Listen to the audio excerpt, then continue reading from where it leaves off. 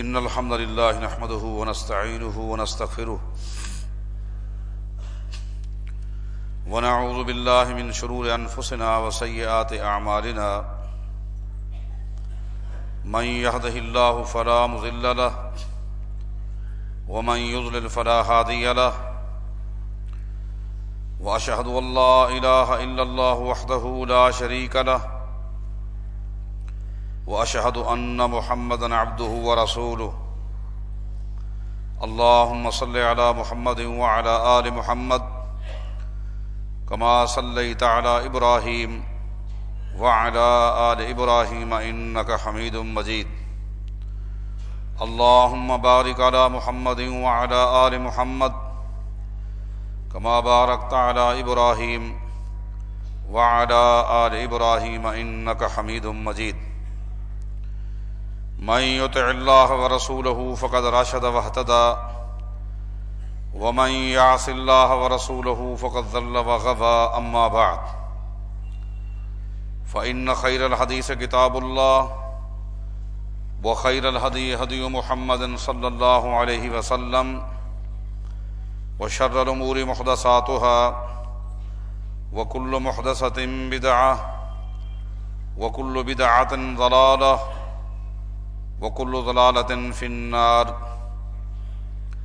أعوذ بالله من الشيطان الرجيم بسم الله الرحمن الرحيم محمد رسول الله والذين معه أشداء على الكفار رحماء بينهم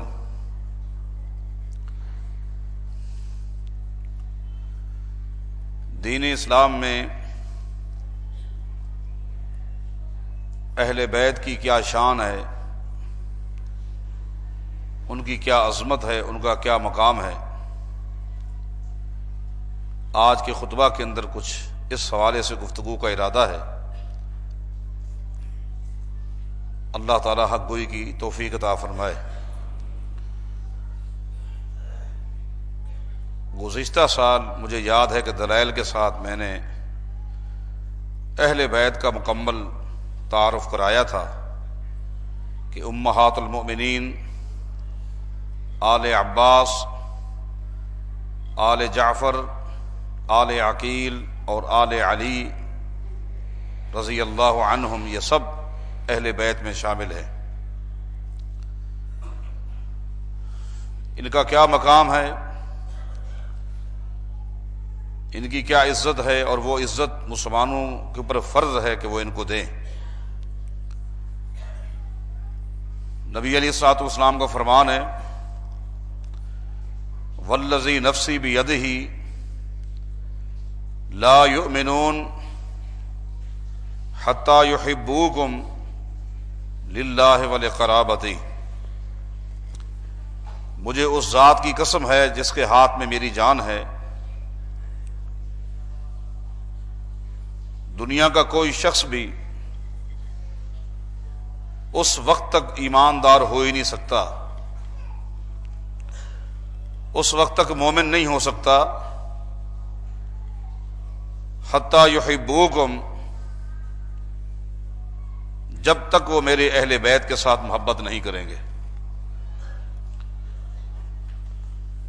یہ ہے اہل بیت کی شان۔ ایماندار کوئی شخص ہو ہی نہیں سکتا نمازیں پڑھ کر، روزے رکھ کر، حج کر کے، قربانی کر کے، پھر بھی لا یؤمنون، وہ ایماندار نہیں ہو سکتے حتی یحبوکم للہ ولقرابتی،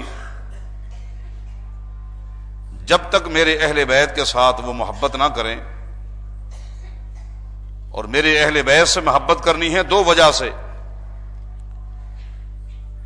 ایک ان سے محبت کرنی ہے اللہ کے لیے، اور اللہ کے لیے ہر مسلمان کے ساتھ بندہ محبت کرے، اور چونکہ میرے اہل بیت بھی مسلمان ہیں،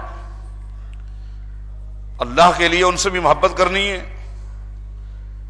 دوسرا، محبت کے اندر، دل کے اندر یہ بھی جذبہ ہونا چاہیے کہ اللہ کے پیغمبر کے قریبی رشتہ دار ہیں، ولقرابتی، اللہ کے لیے بھی اور میری قرابت کا بھی لحاظ رکھ کر ان سے محبت کرنی ہے۔ اہل بیت کے مقام اور شان کے لیے یہ حدیث کافی اور شافی ہے، جامع اور مانع ہے، اور اسی حدیث کو سامنے رکھ کر سیدنا ابو بکر صدیق رضی اللہ تعالیٰ عنہ جب خلیفہ بنے، صحیح بخاری اٹھائیں، انہوں نے بھی مسلمانوں کو نصیحت کرتے ہوئے فرمایا کہ ارکبوا محمدًا صلی اللہ علیہ وسلم فی اہل بیتہ، لوگوں اہل بیت کے حوالے سے اللہ کے پیغمبر کا لحاظ ضرور رکھا کرو، اہل بیت کا احترام کیا کرو، اہل بیت کی عزت کیا کرو۔ کوئی شخص اہل بیت کے ساتھ بدسلوکی سے پیش نہ آئے، کسی شخص سے اہل بیت کو تکلیف نہ ہو، اہل بیت کے حوالے سے اللہ کے پیغمبر کا ضرور لحاظ رکھا کرو کہ اس کا ادب کرنا ہے، ان کا احترام کرنا ہے۔ یہ ہیں خلفائے راشدین، اہل بیت کے ساتھ ان کا کیسا تعلق ہے۔ کسی اور کے لیے ابوبکر صدیق نے خطبہ نہیں دیا سوائے اہل بیت کے حوالے سے، اور اسی چیز کو سامنے رکھ کر کیا یہ احترام اور یہ عزت کوئی کم ہے کہ سیدنا عمر بن خطاب رضی اللہ تعالیٰ عنہ کے دور خلافت میں آپ نے علماء سے سنا، جب بھی قحط پڑا، مسلمانوں نے بارش کی ضرورت محسوس کی، تو بارش کی دعا کے لیے حالانکہ جلیل القدر ہستیاں موجود تھیں، مگر امیر المومنین عمر بن خطاب رضی اللہ تعالیٰ عنہ نے کس کا انتخاب کیا؟ سیدنا عباس کا رضی اللہ تعالیٰ عنہ، اور دعا سیدنا عباس منگواتے، اور سیدنا عمر کیا کہتے؟ انا کنا نتوسل بنبینا فتسقینا، اے اللہ ایک وقت تھا جب قحط پڑتا تھا، بارش کی ہم کمی محسوس کرتے تھے، تو اپنے نبی کے ذریعے تیرے آگے دعا کی درخواست رکھتے تھے، اپنے پیغمبر کے ذریعے، اپنے نبی کے ذریعے، فتسقینا، اور تو ہمیں بارش دے دیا کرتا تھا۔ وَإِنَّا نَتَوَسَّلُ إِلَيْكَ بِعَمِّ نَبِيِّنَا، اب ہم اپنے پیغمبر کے چچا کے ذریعے دعا کر رہے ہیں، فَاسْقِنَا، بارش عطا فرما۔ راوی کہتے فَيُسْقَوْنَ، امیر عمر یہ الفاظ کہتے اور آسمان سے بموسلادھار بارش شروع ہو جایا کرتی تھی۔ حضرات، یہ کوئی مقام کم دیا؟ جس وقت سیدنا عباس کو آگے کیا جاتا، اس وقت بڑی بڑی بزرگ ہستیاں اور بھی تھی، مگر صرف قرابت کا لحاظ کرتے ہوئے، اہل بیت کا احترام کرتے ہوئے سیدنا عباس کو آگے کیا جاتا، ورنہ اس دعا کے اندر عثمان غنی بھی شریک ہوتے تھے، جس کے بارے نبی علیہ الصلوۃ والسلام نے فرمایا تھا، جب سید عائشہ رضی اللہ تعالیٰ عنہ نے عرض کی، آپ لیٹے ہوئے تھے، آپ کی پنڈلی سے کپڑا بھی ہٹا ہوا تھا، میرے باپ ابو بکر صدیق آئے، آپ ویسے ہی لیٹے رہے، تھوڑی دیر کے بعد عمر بن خطاب آئے، ویسے ہی لیٹے ہوئے، عثمان کو آتے دیکھا اور آپ سیدھے ہو کر بیٹھ گئے اور پنڈلی کے اوپر بھی اپنے کپڑا دے دیا، اس کی کیا وجہ ہے؟ نبی علیہ السلام نے فرمایا تھا کہ عائشہ، عثمان وہ ہے جس کا احترام رب کرتا ہے، جس کا رب احترام کرے محمد کیوں نہ کرے، وہ بھی وہاں موجود ہیں، دعا مانگ رہے ہیں۔ محدثین نے ان عظیم ہستیوں کو گنوایا ہے جو اس وقت موجود ہیں، معاذ بن جبل دعا میں موجود ہیں، جن کے بارے نبی علیہ الصلوۃ والسلام نے فرمایا تھا کل قیامت کے دن کیا بنے گا؟ جن لوگوں کے پاس دین کا جتنا علم ہوگا اتنا ان کی گردن بلند ہوگی. اور آگے فرمایا تمہیں پتا ہے قیامت کے میدان میں سب سے بلند گردن کس کی ہوگی؟ فرمایا کہ معاذ بن جبل کی ہوگی. سب سے بلند گردن معاذ بن جبل کی ہوگی. اس کا مطلب یہ کہ ان کی مثال نہیں دی جا سکتی. اور ایک حدیث میں آتا ہے کل قیامت کے دن میری امت کے علماء مل کر اللہ سے ملنے کے لیے جائیں گے تو پورے علماء کی قیادت معاذ بن جبل کریں گے رضی اللہ عنہ. آج وہ بھی موجود ہیں، وہ بھی ہاتھ اٹھا کے دعا مانگ رہے ہیں. ان کو آگے عمر بن خطاب نے نہیں کیا. ذرا غور کرنا ہوگا ان ہستیوں کے بارے جو کچھ کہا جاتا ہے کہ انہوں نے زیادتیاں کی. ابو بکر صدیق رضی اللہ تعالیٰ عنہ، عمر بن خطاب رضی اللہ تعالیٰ عنہ کے بارے کہا جاتا ہے اہل بیت کے گستاخ تھے، بے ادب تھے، انہوں نے تکلیفیں پہنچائیں، انہوں نے زیادتیاں کی. یہ احترام ہے، زیادتی کا تصور ہی نہیں ہے. عظیم ہستیاں. حافظ صاحب نے فتح باری میں لکھا کیا منظر ہے کہ سیدنا عباس کو آگے کیا جا رہا ہے اور پیچھے ہاتھ اٹھا کر دعا کون مانگ رہے ہیں؟ عبد الرحمن بن عوف مانگ رہے ہیں رضی اللہ تعالیٰ عنہ، جن کی عظمت کو، جن کے مقام کو کون نہیں جانتا. خالی یہ نہیں کہ وہ صحابی ہیں، خالی یہ نہیں کہ وہ قریشی ہیں، خالی یہ نہیں کہ وہ عشرہ مبشرہ میں سے ہیں، بلکہ پہلے بھی آپ نے سنا سید عائشہ رضی اللہ تعالیٰ عنہ فرماتی ہیں نبی علیہ الصلوۃ والسلام کا جب آخری وقت تھا اللہ کے پیغمبر میرے گھر میں تھے اور آپ نے اپنی تمام بیویوں کے ہاں پیغام بھیجا کہ آئیں اور کوئی بھی میرے گھر میں نہ آئے، صرف میری بیویاں ہوں. آج صرف اپنی بیویوں کے ساتھ میں نے میٹنگ کرنی ہے.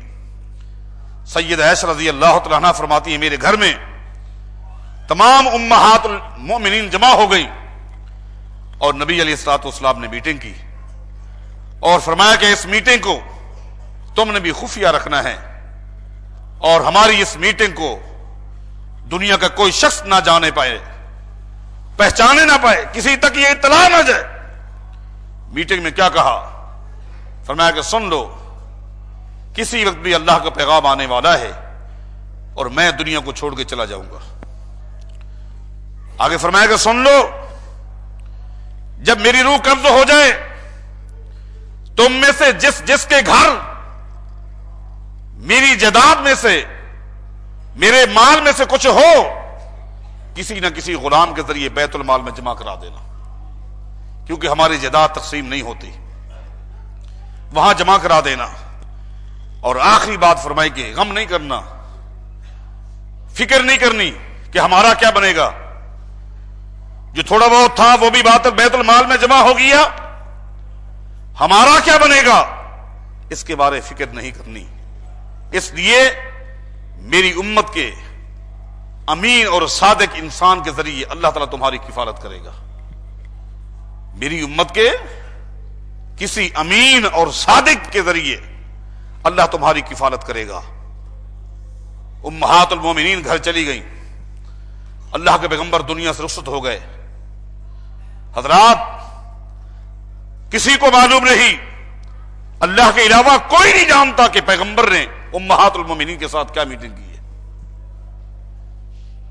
جس جس بیوی کے ہاں نبی علیہ الصلوۃ والسلام کی کوئی چیز تھی، کسی نہ کسی غلام کے ذریعے، کسی نہ کسی شخص کے ذریعے بیت المال میں جمع کرا دیا.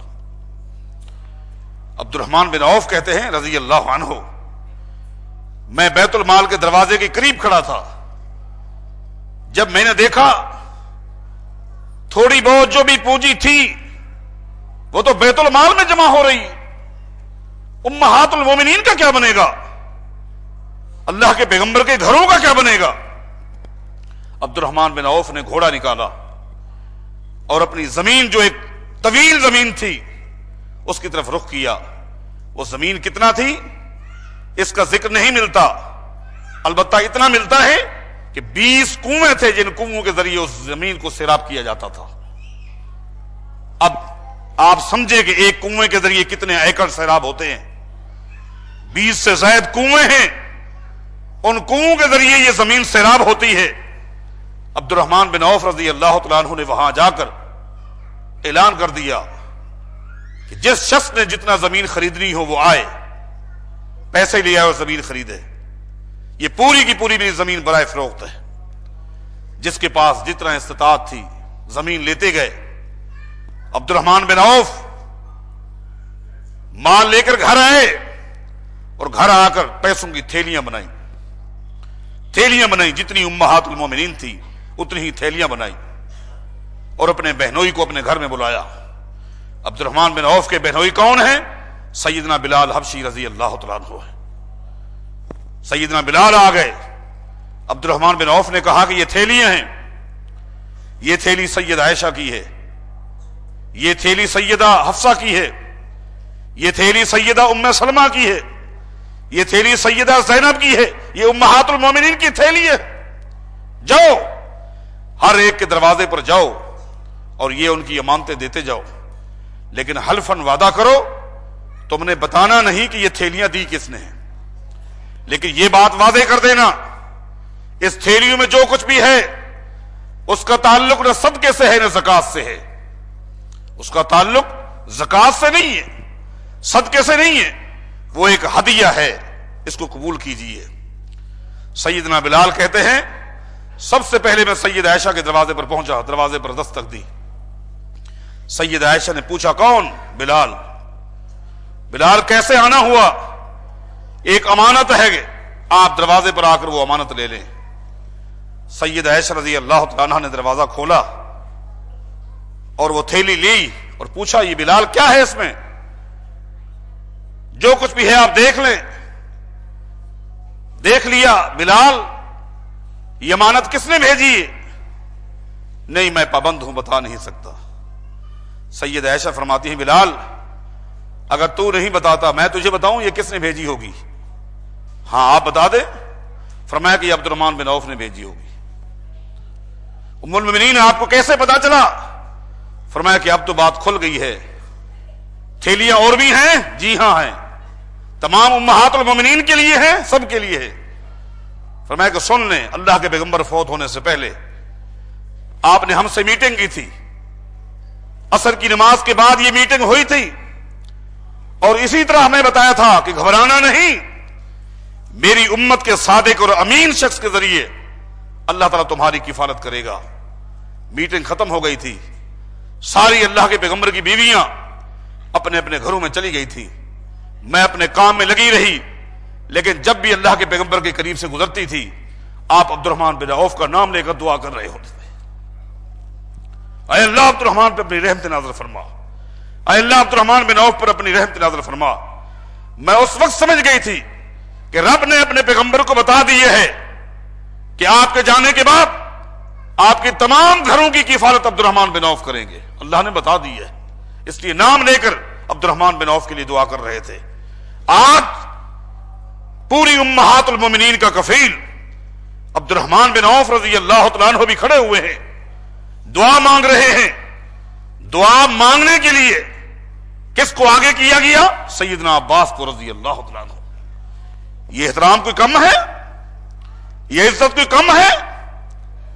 حضرات جب نماز کا وقت ہوتا ہے امام کا ہی حق ہے کہ وہ امامت کرائے، لیکن امام اپنی موجودگی میں کسی دوسرے کو مصلی پر لاتا ہے، اس کے یہ احترام کوئی کم ہے؟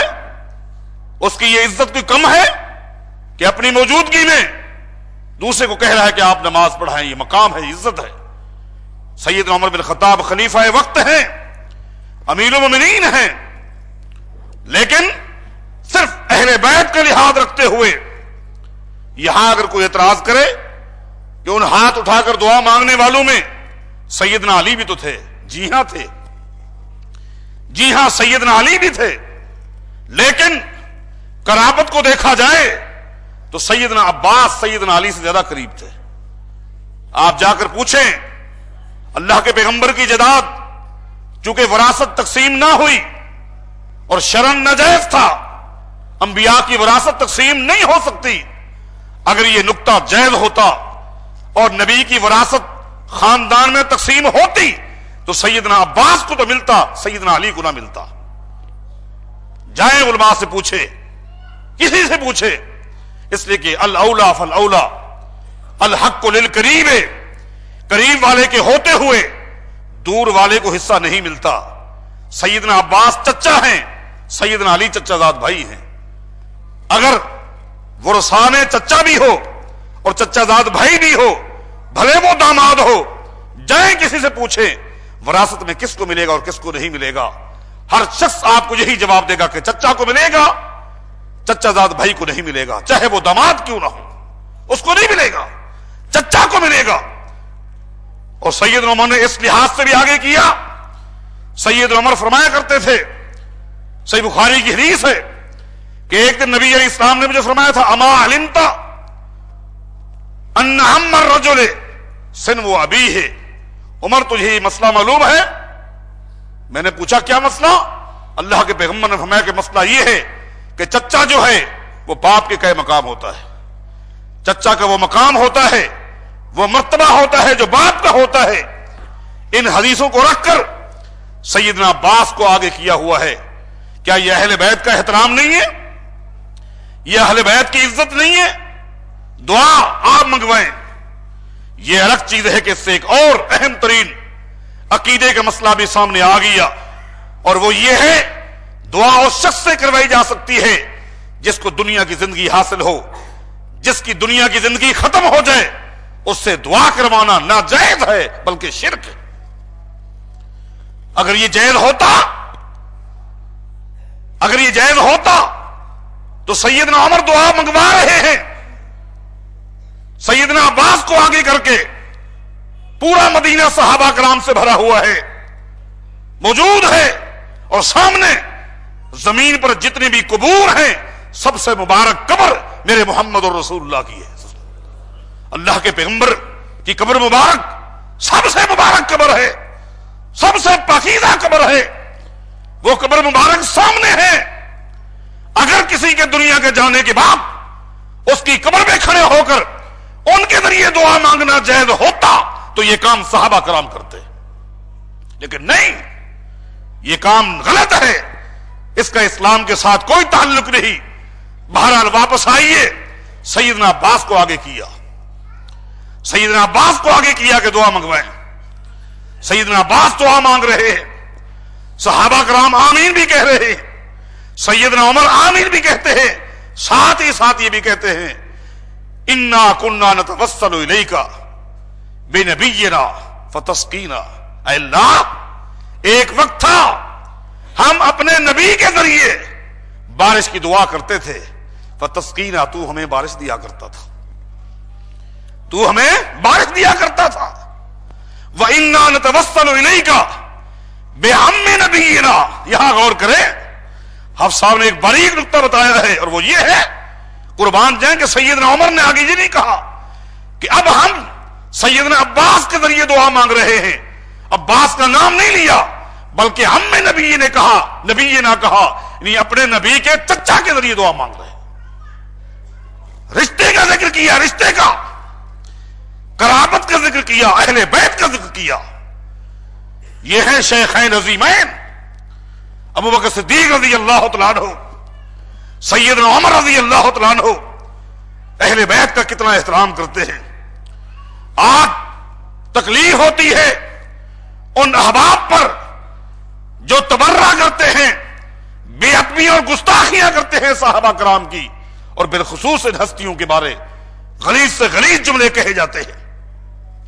دکھ ہوتا ہے۔ علی بن ابراہیم قمی، ان کا ایک بہت بڑا مفسر گزرا ہے، اہل سنت کے تمام مسالک کے اندر جس طرح بخاری اور مسلم کے حوالے دیے جاتے ہیں، لیے جاتے ہیں، ان کے ہاں تفسیر قمی کا اس طرح حوالہ دیا جاتا ہے۔ ظالم سورہ حجرات کی ایک آیت کی تفسیر کرتے ہوئے کیا کہتا ہے؟ آیت کیا ہے؟ اللہ فرماتا ہے سورہ حجرات کے اندر، وَاعْلَمُوا أَنَّ فِيكُمْ رَسُولَ اللَّهِ لَوْ يُطِيعُكُمْ فِي كَثِيرٍ مِّنَ الْأَمْرِ لَعَنِتُّمْ وَلَكِنَّ اللَّهَ حَبَّبَ إِلَيْكُمُ الْإِيمَانَ وَزَيَّنَهُ فِي قُلُوبِكُمْ وَكَرَّهَ إِلَيْكُمُ الْكُفْرَ وَالْفُسُوقَ وَالْعِصْيَانَ أُولَٰئِكَ هُمُ الرَّاشِدُونَ۔ اللہ تعالیٰ صحابہ کرام کی سیرت بیان کرتے ہوئے فرماتا ہے کہ تم تو وہ لوگ ہو، اور صحابہ کی جماعت تم تو وہ لوگ ہو کہ تمہارے لیے اللہ تعالیٰ نے ایمان کو پسند کیا ہے۔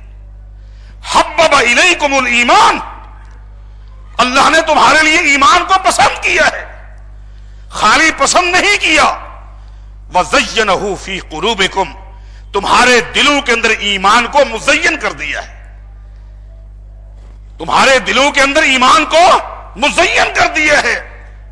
آگے اللہ فرماتا ہے وَكَرَّهَ إِلَيْكُمُ الْكُفْرَ، اللہ نے 3 چیزوں کو تمہارے لیے ناپسند کیا ہے۔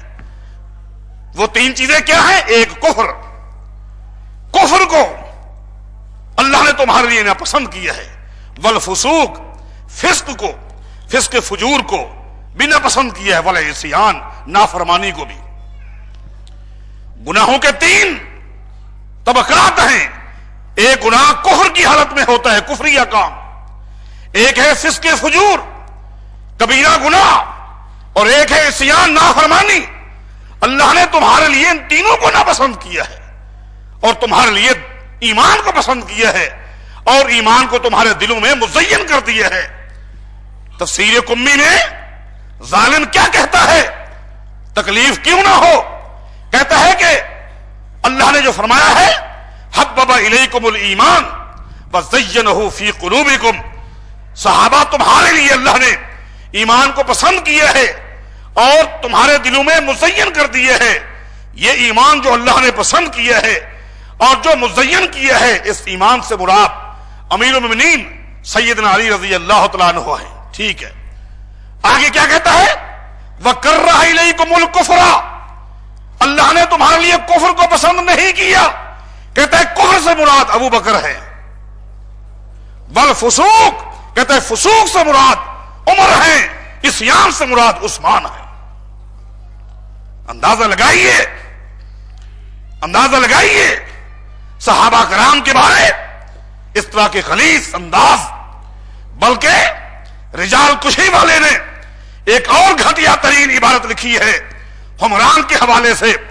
حمران کہتے ہیں قلت لأبی جعفر، میں نے ایک دن امام باقر سے پوچھا ما کلنا، امام صاحب ہماری تعداد کتنا کم ہے، ہماری تعداد کتنا کم ہے، ہماری تعداد تو اتنا کم ہے کہ اگر ہم لو اجتمعنا علی شاۃ ما افنیناہا، اگر ہم سارے کے سارے جمع ہو جائیں ایک بکری کو کھانے کے لیے، ہماری تعداد تو اتنا کم ہے کہ ہم مل کر ایک بکری کو بھی ختم نہیں کر سکتے، اتنی کم تعداد ہے۔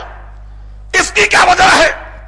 فقال، امام باقر نے کہا الا اخبرک باعجب من ذالک، تو اس تعداد پر تعجب کر رہا ہے، میں اس سے زیادہ تعجب والی بات تجھے بتاؤں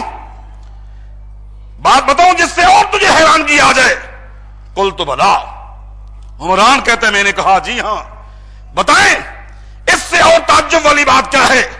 اس نے کہا، امام باقر نے کہا کہ ذهب المہاجرون والانصار ذهبوا الا ثلاثۃ، جس دن اللہ کے پیغمبر فوت ہوئے تھے سارے مہاجرین سارے انصار مرتد ہو گئے تھے، صرف 3 آدمی تھے جن کا ایمان قائم رہا، ایک ابو ذر غفاری، ایک مقداد، ایک سلمان فارسی۔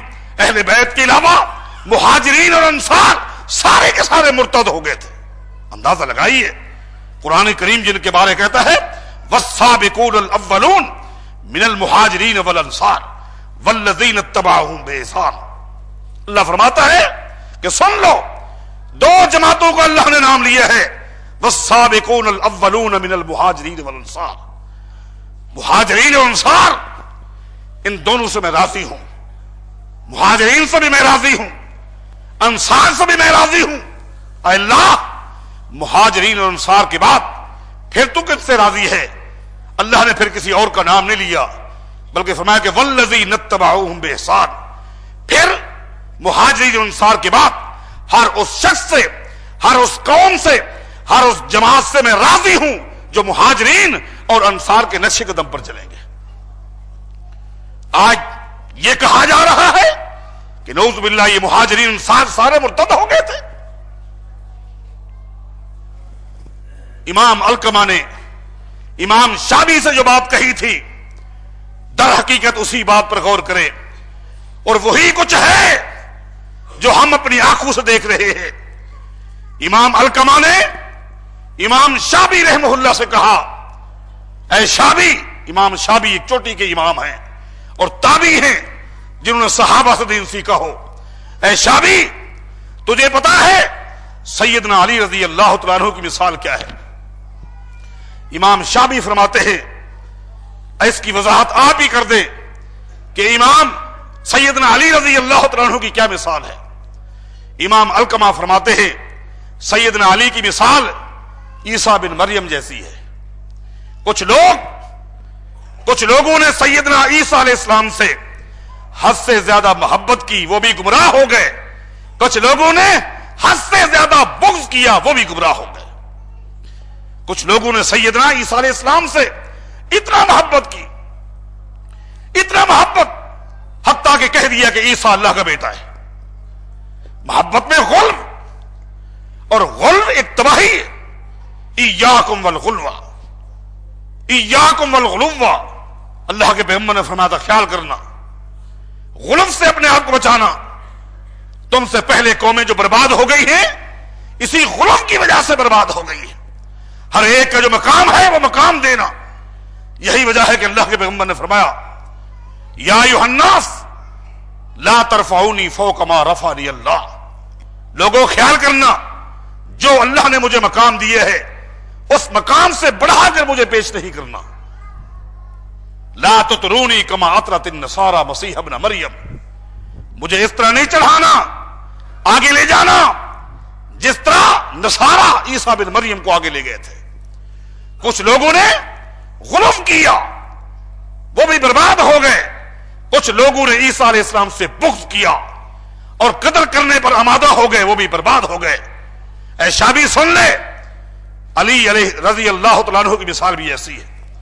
کچھ لوگ حد سے آگے انہوں نے سیدنا علی کے بارے جذبات رکھے، اتنا آگے کہ وحی جبریل لے کر آتا ہے تو سیدنا علی کے پاس آتا ہے، وحی آتی ہے، نبوت کا مقام دے دیا، مشکل کشائی اور حاجت روائی کرتے ہیں تو سیدنا علی یہ بھی مارے گئے، یہ بھی برباد ہو گئے. اور کچھ لوگوں نے سیدنا علی کے ساتھ بغض کیا، عداوت کی، حتیٰ کہ جب وہ دو حصوں میں تقسیم ہوئے، ایک غلو کرنے والے ایک بغض کرنے والے، تو بغض کرنے والوں نے جائیے کتابیں اٹھا کر دیکھیں سیدنا علی رضی اللہ تعالیٰ عنہ کوفہ کی جامع مسجد میں جب خطبہ دینے کے لیے کھڑے ہوئے تو شخص کھڑا ہو گیا اور کہنے لگا لقد اشرکتا، اے علی تو مشرک ہو گیا ہے. اندازہ لگائیے، حکمت الرجال ولم تحکم کتاب اللہ، تو لوگوں کو حکمران بناتا ہے، حاکم بنا کر مقرر کرتا ہے، اور جبکہ حاکم بننا تمہارا کام نہیں یہ کسی اور شخص کا کام ہے، یہ حق ہے کتاب اللہ کا. انہوں نے مشرک کہہ دیا کس کو؟ سیدنا علی رضی اللہ تعالیٰ. اور حضرات آپ کو معلوم ہے جو ہی محبت کرنے والے تھے، جو خط لکھنے والے تھے، اہل بیت کے ساتھ محبت کا دعویٰ کرنے والے تھے، اور خطوط کے ذریعے جنہوں نے سیدنا حسین رضی اللہ تعالیٰ عنہ کو بلایا اور آگے قتل کرنے والے بھی وہی تھے، وہی عراقی تھے، وہی کوفی تھے، بلانے والے بھی وہی، محبت کرنے والے بھی وہی، اور سیدنا حسین کو شہید کرنے والے بھی وہی تھے. یہی عراقی تھے، کوئی مدنی نہیں تھا، کوئی مکی نہیں تھا. ابوبکر صدیق کے خاندان کے ساتھ کوئی تعلق نہیں تھا، عمر بن خطاب کے خاندان کے ساتھ کوئی تعلق نہیں تھا، یہی عراقی تھے. یہی تو وجہ ہے، صحیح مسلم میں آتا ہے عبداللہ بن عمر رضی اللہ تعالیٰ عنہما ایک موقع پر جب عراق گئے، عراق کے لوگ جمع ہو گئے کہ ایک بہت بڑا امام آ گیا، بہت بڑا محدث آ گیا. لوگ مسائل پوچھنے لگ گئے. ایک عراقی نے کہا اے عبداللہ میرے بھی ایک سوال کا جواب دے دے، یہ مچھر جو ہمیں تنگ کرتے ہیں، مچھر کا مارنا کیسا ہے، جائز ہے ناجائز ہے؟ مچھر کا مار دینا کیسا ہے، صحیح ہے یا غلط ہے؟ سیدنا عبداللہ بن عمر نے کہا او عراقیو، تم مارنے پر آئے تو نواس رسول کو تم نے شہید کر کے رکھ دیا. تم لوگوں نے، تم مارنے پر آئے تو نواس رسول کو تم نے شہید کر کے رکھ دیا، اور پوچھنے کے لیے آئے ہو تو مچھر کے بارے پوچھتے ہو. مارنے پر آئے ہو تم لوگ تو نواس رسول کو تم نے شہید کر دیا، اور پوچھنے کے لیے آئے تو پوچھتے ہو کہ مچھر کا مارنا صحیح ہے یا غلط ہے. کوئی تھا عراقی، کسی عالم سے پوچھے. کوئی عراقی اٹھا، کوئی کوفی اٹھا کہ جس نے کہا ہو کہ نہیں، ہمارا کوئی ہاتھ نہیں، ہم قاتل نہیں ہیں، قاتلان حسین ہم نہیں ہیں، ہم مارنے والے نہیں ہیں، سناٹا ہے، سرنگو ہے، خاموش ہے، کسی کی جرت نہ ہوئی، یہی تو قاتل تھے. یہ تھا غلو اور یہ تھا بغض. اللہ کی قسم، زمین پر اہل سنت اہل حدیث یہ وہ منہج والے لوگ ہیں جن کا اعتدال کا راستہ ہے. صحابہ کرام کا احترام یہ سلسلہ چل رہا ہے، اور وہ صحابہ کا عقیدہ، ان کا ایمان، ان کی قربانیاں آپ کے سامنے پیش ہوتی رہے گی. وقت کی مناسبت سے میں نے مناسب سمجھا کہ آپ کے سامنے اہل بیت کی عظمت کو، ان کے مقام کو، ان کے شان کو بتاؤں، اور یہ بھی ضمن بتاؤں کہ خلفائے راشدین ان کا کیا مقام کرتے تھے، کیا ان کی عزت کرتے تھے. سیدنا عمر بن خطاب رضی اللہ تعالیٰ عنہ نے جب وظائف کا معاملہ آیا کہ ٹھیک ہے وظائف لکھو، کاتب نے سب سے پہلے عمر بن خطاب کا نام لکھا وظائف میں. سیدنا عمر نے کاتب سے کہا لفظ کو مٹاؤ. نہیں، فہرست کے اندر سب سے پہلے نام آئیں گے تو اہل بیت کے آئیں گے، اللہ کے پیغمبر کے قرابت والوں کے نام آئیں گے. یہ تھا ان کا تعلق. سیدنا ابو بکر صدیق رضی اللہ تعالیٰ عنہ نے، حدیث میں آتا ہے کہ ایک دن سیدنا علی کی طرف دیکھا اور لوگوں سے کہا کہ لوگوں، اگر تم نے کسی شخص کو دیکھنا ہو جو اللہ کے پیغمبر کا حد درجہ قریب رشتہ دار تھا، جس کا ایک مقام تھا، جن کی ایک عزت تھی، فَلْيَنْظُرْ إِلَىٰ عَلِيٍّ، اس کو چاہیے کہ وہ سیدنا علی کی طرف دیکھ لے، سیدنا علی کی طرف دیکھ لے. سیدنا علی کی طرف لوگوں نے دیکھا. سیدنا علی ایک دم کھڑے ہو گئے اور فرماتے ہیں وَإِنْ قَالَ هَذَا، سنو، یہ تو ابوبکر صدیق کی گفتگو ہے، اب میری گفتگو سنو. اگر کسی شخص نے دیکھنا ہو کہ اللہ کی زمین پر سب سے مقدس، سب سے باعزت، سب سے مقام میں بلند کوئی شخصیت ہے، اگر کسی نے دیکھنا ہو ابوبکر صدیق کو دیکھ لے. بتائیں، ان کا یہ تعلق ہے. اللہ کے پیغمبر کی ایک حدیث سیدنا عمر نے ایک دن سنی کہ اللہ کے محمد کلو نصب کلو سبب و نصب منقطع یوم القیامہ الا سببی و نصبی. لوگوں، دنیا کے سارے رشتے، چاہے خونی رشتے ہوں، چاہے نکاح جو سببی رشتہ ہوتا ہے، یہ سارے قیامت کے دن ختم ہو جائیں گے. قیامت کے دن صرف میرے ہی رشتے ایسے رشتے ہیں جو ختم نہیں ہوں گے، چاہے نکاح والے ہوں، سببی رشتے ہوں یا نسبی رشتے ہوں. اسی اللہ کی قسم، اسی حدیث کو سامنے رکھ کر سیدنا عمر نے سوچا قیامت کے دن میں بھی اللہ کے پیغمبر کی اس کڑی میں آ جاؤں تاکہ میرا رشتہ بھی نہ ٹوٹے. سیدنا علی کے پاس گئے اور یہی حدیث سنائی کہ اللہ کے پیغمبر کا فرمان ہے کلو سبب و نسب منقطع یوم القیامہ الا سببی و نسبی.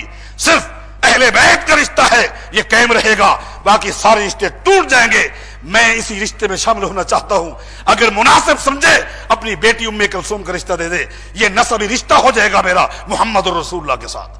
سیدنا علی نے اسی وقت اپنی بیٹی ام کلثوم کا نکاح عمر بن خطاب کے ساتھ کر دیا تھا. ان کا یہ تعلق تھا.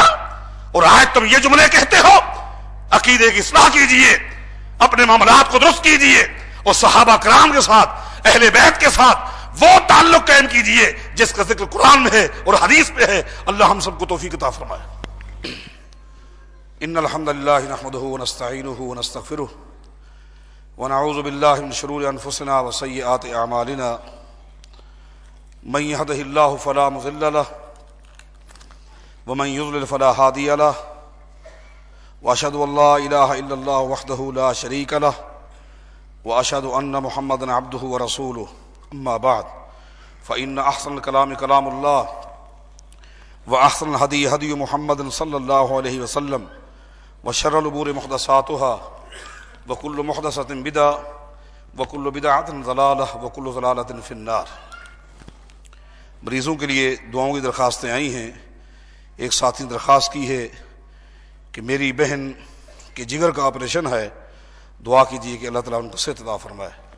ہمارے محترم بھائی انور صاحب کا پوتا بیمار ہے، دعا کیجیے کہ اللہ تعالیٰ ان کو صحت عطا فرمائے۔ اے اللہ ان کے علاوہ جتنے مسلمان مرد، خواتین، معصوم بچے بچیاں جو بھی بیمار ہیں، گھروں میں ہیں یا ہسپتالوں میں ہیں، سب کو صحت کامل عاجل عطا فرما۔ اے اللہ جو پریشان حال ان کی پریشانی دور فرما۔ اے اللہ جو بے اولاد ان کو اولاد نصیب فرما۔ اے اللہ مسلمانوں پہ اپنی رحمت نازل فرما۔ اے اللہ صحیح عقیدے کی اور صحیح عمل کی توفیق عطا فرما۔ اے اللہ جو ہمارے دینی بھائی دینی بہنیں دنیا سے چلے گئے ہیں، اے اللہ انہیں قبر کے عذاب سے بچا، انہیں جہنم کی آگ سے بچا۔ اے اللہ تو نے ہمیں جتنا زندگی دی ہے ایمان والی، سلامتی والی، استقامت والی زندگی نصیب فرمانا۔ اے اللہ تا حیات عقیدہ توحید پر قائم رکھنا، صحابہ کرام بالخصوص اہل بیت کے ساتھ کما حقہ تعلق، احترام، عزت، ادب نصیب فرمانا، دنیا اور آخرت کی بھلائی نصیب فرما۔ اقول قولی ھذا واستغفر لی ولکم وآخر الحمد للہ رب العالمین۔